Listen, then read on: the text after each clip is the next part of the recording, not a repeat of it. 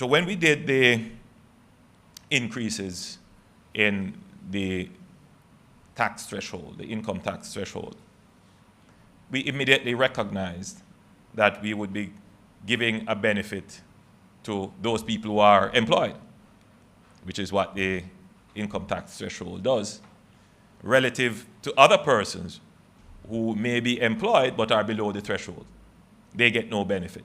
So for the people who will get the benefit, this is the greatest thing, but they are not necessarily looking at the people who are employed who earn below the threshold. They get no benefit. Is that fair? It may not come out in the media discussions, journalists may not write about it, but I have to pay attention to it.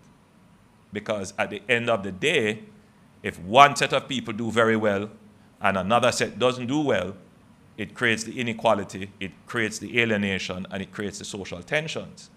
So as a government, we have to pay attention to that.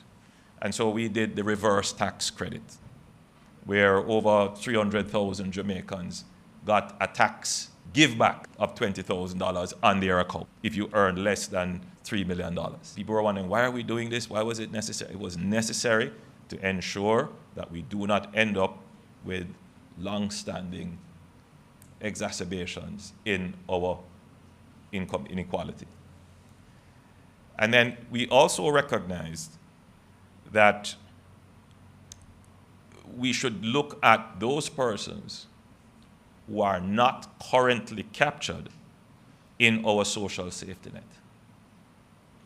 So we have expanded the social safety net significantly with the introduction of non-contributory social pension for persons 75 years and older.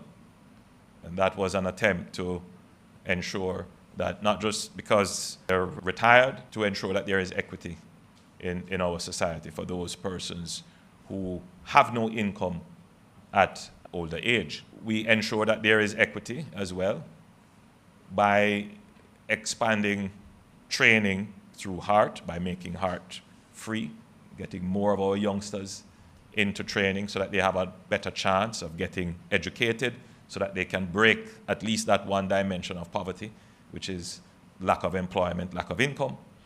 And we have expanded the PATH program with many benefits, including greater support for persons getting certification through CSEC and CAPE, and in addition to supporting nutrition in school through lunches and so forth.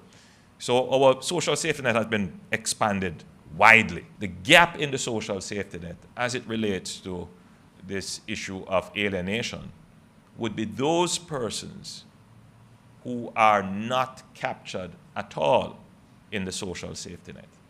So they get nothing from the state.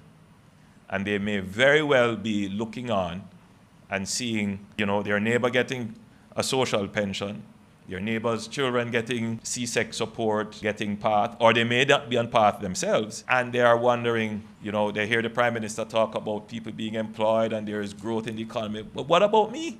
They may very well form the view, you see, it's because they don't care about me. They may very well take antisocial positions relative to the state.